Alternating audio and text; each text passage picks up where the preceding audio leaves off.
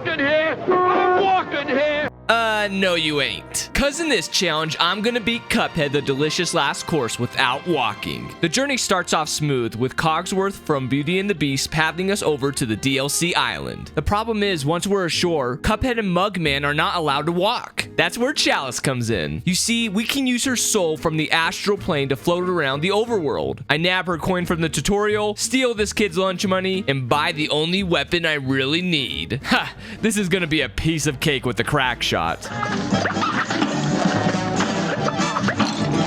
Alright, obviously I'm going to struggle with some things if I can't walk. The first one being knocking off the bad habit of walking. Sure, I'm allowed to dash and jump around. It's just after holding left or right with the joystick, you can accidentally take a few steps afterwards. I eventually figured out a solution. There's a lock button that's typically used to aim your shots, but I'm going to use it to ensure I never walk again. This allows me to freely move in the air, then plants my feet when landing, and I can pivot without any further movement. I mapped it to the ZR trigger and kept it pressed like my life depended on it. Glumstone the Giant doesn't necessarily have many tricks up his sleeve. Rather, it's his pesky little friends that can be annoying. Thankfully, as long as you position Chalice right, you can have the crack shot take out the gnomes climbing up the pillar to hammer ya, and the ones that pop out of the ground. Then there's the geese. Jumping over to another pillar or dropping down can lead to harm, but finding a safe spot that doesn't elevate is best. Now my least favorite part of this boss. The King Dice and Devil Puppets playing ball. You're generally pretty safe when firing underneath them, but those gnomes that dig out of the ground force you to get out of the way, which can cause you to accidentally dash into the ball while it's being passed. Sometimes leaping over the burlap sack is the best option. And we're on to the last part inside the stomach. The simplest part if you ask me. Whenever one of the scuba diving gnomes fires a dart, disgusting by the way, I can jump over it, and as for the bones and drumsticks, just dash out of the way. Although I do get a little ripped off here when trying to do this parry. In the end, it mattered little since that's the first boss defeated. Next up is the Moonshine Mob, and the crack shot continues to assert dominance. However, I did learn that I still need to keep my distance from the flies since their hitboxes unveil later than I thought. And that dang caterpillar, if I don't extinguish that thing right away, it'll hit me when I least expect it. During the second phase, I usually dodge roll against the wall to avoid the music notes, but as long as you're holding on to the lock button, which again, I'm doing so I don't accidentally walk, you're unable to use the invincible roll. Can you hop? I tried hopping, Kevin, and I bumped my elbow against the wall. With this level having 3 stories, it's not only wisely tactic to hop from one place to the next, but it also makes the gameplay feel new, which is why these challenges are fun to do in the first place. Back to the Ladylike bug. To get past the music note raise, I would follow the rotation they were going, hop to the beat, dash across, and drop through the platforms. Now, unlike the last boss, this final phase I consider to be more problematic than its predecessors. However, it didn't feel like the no walking challenge added any difficulty to this part. It's the same plan as always. Take out the fighting flyballs whenever they're on screen. Don't be in the same horizontal vicinity as the anteater snout tongue thingy. Shoot when you can, and that's a wrap. 2 down already. Now, a lot of you are probably thinking the next battle is going to be a breeze because it's a dogfight with Esther Winchester, which has no walking. Totally normal battle, right? Not exactly. Let me tell you how it went. I booked a flight lesson with this aircraft, began flying it, even had my pal Mugman with me, but in the end decided to land the plane, which then meant I had to walk back home, and chose to save my money to prove I was financially stable to obtain my foster care license. I'm sorry, ladies and gents, I just couldn't win this one without taking a few steps. The funny thing is, our next challenge is technically another one in the skies. Only this time, actually, I don't know who the pilot is. I think I'll call him Bob.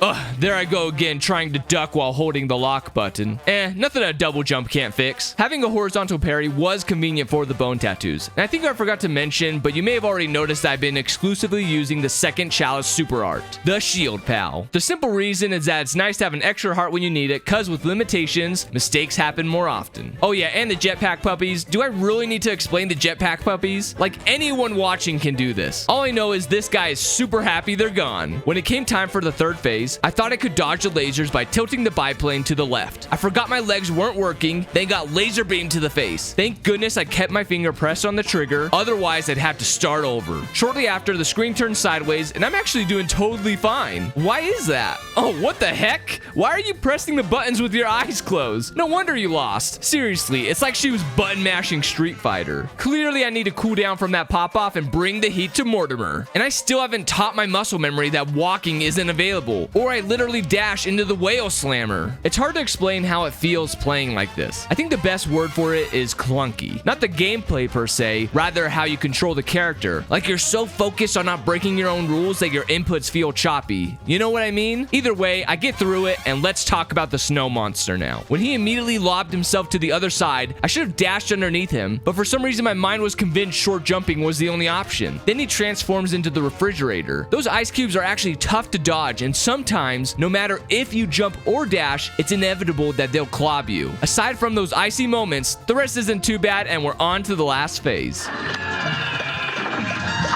Where did that come from? Whatever, let's run it back. Apropos of this third phase, the main way of getting around is jumping, and I made sure to avoid the ice cream this time. Mortimer also casts a magic spell to throw ice buckets at you, and they're not a worry, especially the pink one you can side parry. Before you know it, Mr. Freeze is bested, which means it's time to take on the final boss. Wait a minute, do you all hear that? Where's that noise coming from?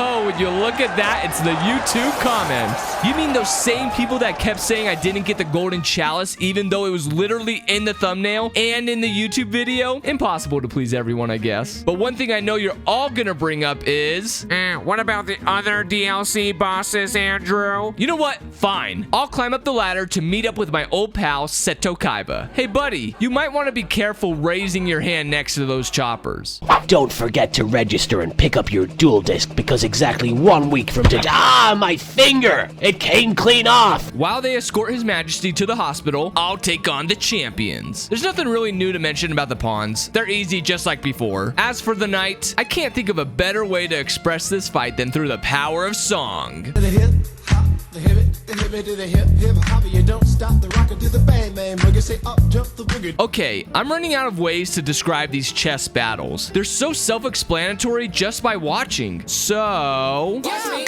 watch me, ooh, watch me, watch me, ooh, watch me, watch me, ooh, okay, ooh, watch me. then there's the rook who daydreams a fantasy with a guillotine. That's creepy, my guy. Now, I actually have something to say about this one. This duel goes on the longest compared to its comrade, since I have to be a lot more careful hopping around. Sometimes a dash parry leads to getting smacked by another pink head because you couldn't just simply waltz underneath it first, and the inability to not duck under the sparks can cause some jumping mishaps as well. Then you gotta make sure you get to the right side fast enough to parry a second time when needed to attack the rook. I celebrate my victory with a quick stroll. There's only one real hurdle when it comes to the queen, and that's when she chucks her jewelry all over the place. It's still not too bad, but walking side to side would have been easier. Everything else, like the stack of lion statues and the cannons, can be parried with no difference at all, even with our self-imposed rule. With my winnings, I cosplay as Mr. Beast and buy everything from the store. With the broken relic, I solve the gravestone puzzle, take a nap, and have one hell of a dream. At first, I was kind of freaking out, wondering how to beat these guys. It didn't take long to figure out I could just plant myself on the thundercloud, pivot left and right when needed, and let the crack shot take care of the rest. I was really starting to boogie on this thing.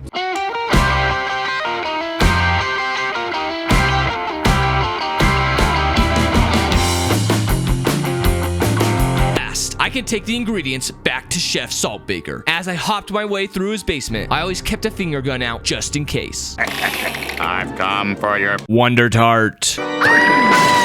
If you're not gonna give it to me, I guess I'll just have to take it from you. Oh, let's not do that at the beginning. And what are you doing? No walking. Luckily, jumping is useful enough to get through the sugar cubes and fly over the sliced slimes. When the animal cracker cookie stampede arrived, I would shoot down as many of them as I could, then dash under the rest. And the strawberries were just there. Chef Saltbaker scoops me up with his hand, and I do the unthinkable: change weapons. I really like the roundabout for this part. You aim at one of the pepper shakers, and when it's gonzo, your bullets aren't wasted, reversing back to the other side where the other pepper is. I do get hit by whatever this is, and the fireball does get me too. Thankfully, I got the Shield Pal Super to make up for those lost hit points. Now for the penultimate phase. You know I gotta switch back to that sweet crack shot. The dancing salts are swiftly swirled into side pillars where I come face to face with the finale. Fortunately for me, no steps are needed here, and I jump from platform to platform, parry when the heart is pink, and successfully complete my quest of the delicious last course without walking. By the way, if you wanted to see the boss fights with no editing or commentary, I'll put a link to that VOD in the description below. And if you can think of any other creative challenges for Cuphead, let me know. I'd love to play through it some more. Give the video a like to support, and don't forget to subscribe to the channel if you want to see more content like this. You all have a good one.